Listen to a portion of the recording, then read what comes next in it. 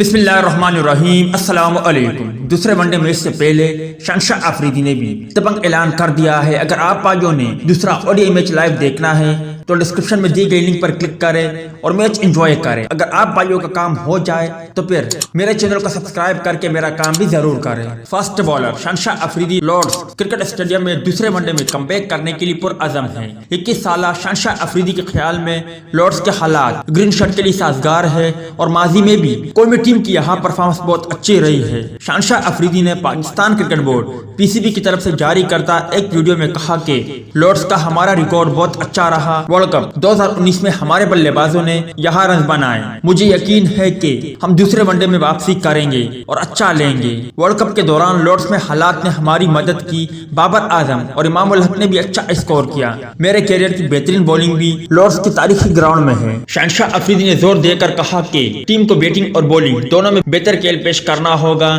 ہمیں بیٹنگ اور بولنگ میں پارٹنرشپ کی ضرورت ہے۔ اگر ایک بالر اچھی بولنگ کر رہا ہے تو دوسرے سرے سے دباؤ برقرار رہنا چاہیے۔ شاہین آفریدی لارڈز میں میچ کے لیے ہاؤس فل کی اجازت دینے کے اعلان کے بعد پاکستانی شائقین کی جانب سے حمایت حاصل کرنے کے منتظر ہے۔